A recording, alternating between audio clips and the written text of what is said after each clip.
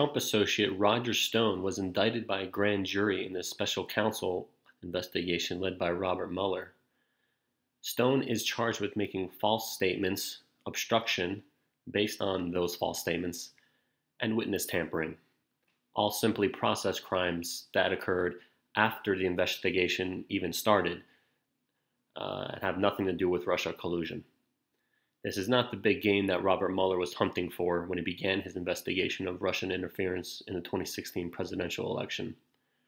Despite the breathless news coverage, the indictment is underwhelming and far from what many predicted.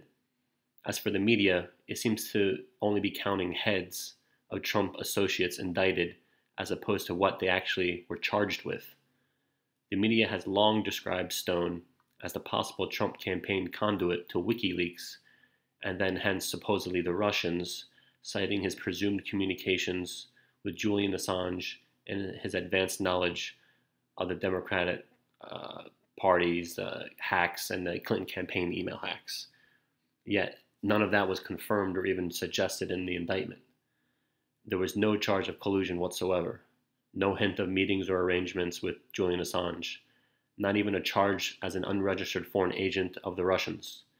Simply process crimes with no mention of collusion, and a strange figure, Roger Stone, who seemed to be just being attacked because they hate his caricature.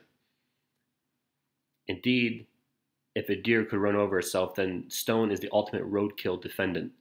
Mueller has relentlessly pursued him for almost 2 years, and Stone has equally relentlessly taunted him and his team. Various grand jury witnesses recounted being questioned about Stone and theories of collusion for months. Mueller worked every evident angle to try to find some collusion to bring down an indictment, but unfortunately, this seems to be all he could get. It was only the last month that Mueller asked for the transcript of Roger Stone that he gave to Congress, largely based on the alleged false statements. And the entirety of the indictment comes based off of just that transcript. Of course, this is the same Roger Stone who describes politics as little more than performance art and himself as an agent provocateur. Accusing him of false statements is akin to charging a circus clown with reckless driving. As Stone sometimes claims to supposedly contradict himself, but Mueller has seemed to go after him to try to stop his shenanigans, try to ruin him financially, whether he could find a crime or not, because they don't like him. A close review of the indictment reveals there is less than meets the eye. The indictment contains the same process crimes used against every person who is not a Russian charged by Mueller with false statements or unrelated crimes. Stone was charged on 5 overlapping claims of false statements in an indictment of 7 counts. For example, Mueller alleges that Stone lied when he denied communicating through text messages and emails with a WikiLeaks intermediary. But he didn't actually lie with communicating. He actually admitted he communicated, but Mueller's saying he lied about the text communications. So it's a little nuanced thing. Since Stone must have known his texts and emails would be reviewed by the special counsel, it's certainly plausible that he simply did not recall such written specific messages, or he admitted that because he did admit that he communicated with the individual. Mueller also charged that Stone lied about having written communications referencing Julian Assange. Notably, there were not communications with Assange, but simply communications that refer to him.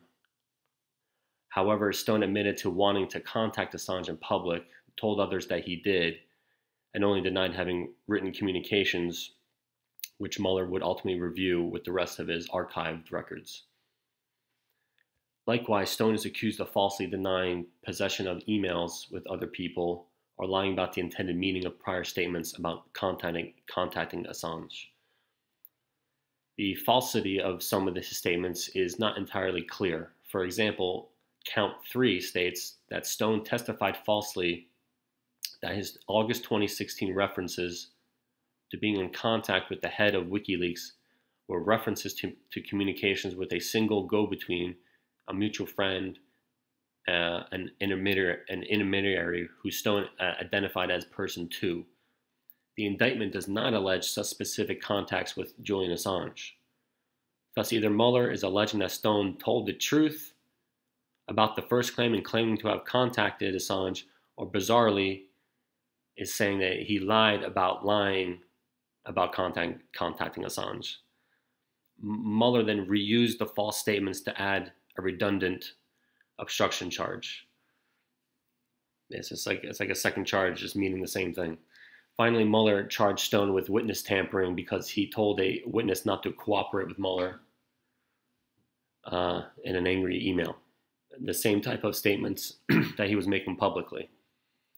Notably, that witness was also speaking to Stone about his testimony, but Stone was the one making outlandish statements to Stonewall Mueller. The witness identified as person two is believed to be New York comedian Randy Credico. In December 2017, Stone told Credico to pull a stunt based on the character from The Godfather who refused to incriminate the mob boss and declared, "I don't know nothing about that." It was uniquely stupid communication and arguably the most serious of the allegations. Whether Stone is guilty of lying or tampering with the witness, nothing in the lengthy indictment suggests he is a Russian colluder. Nevertheless, shortly after the indictment's release, some commenters proclaimed it was precisely what it clearly was not. House Judiciary Committee member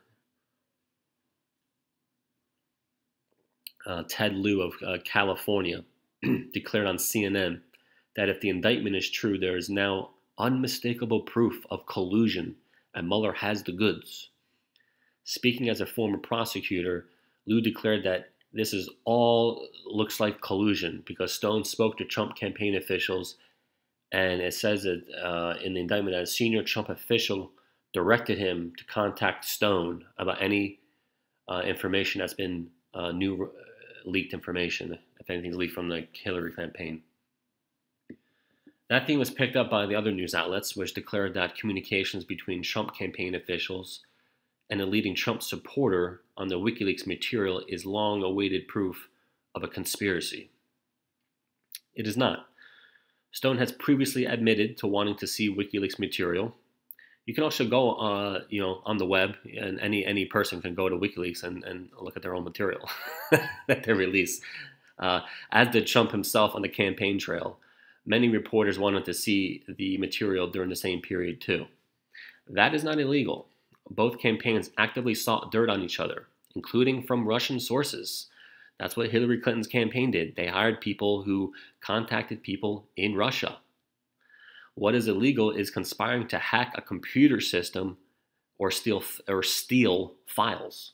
And Stone isn't accused of any stealing. None of that makes this indictment invalid. It's just there are conflicts in Stone's testimony before Congress. However, a conviction of Roger Stone will not yield much of a trophy for Robert Mueller. It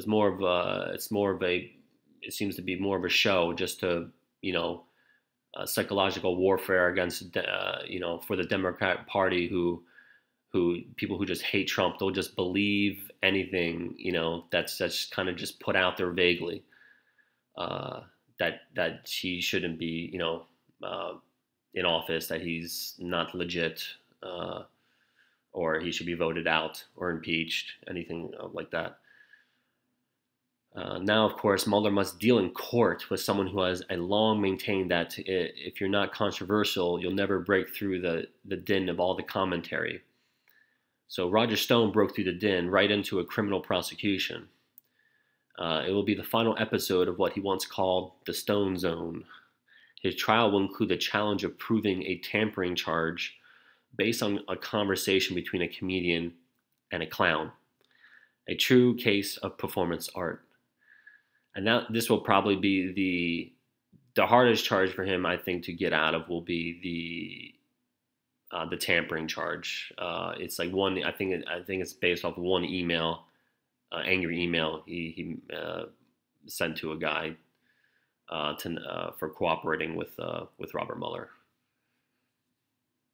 No collusion yet. We're waiting.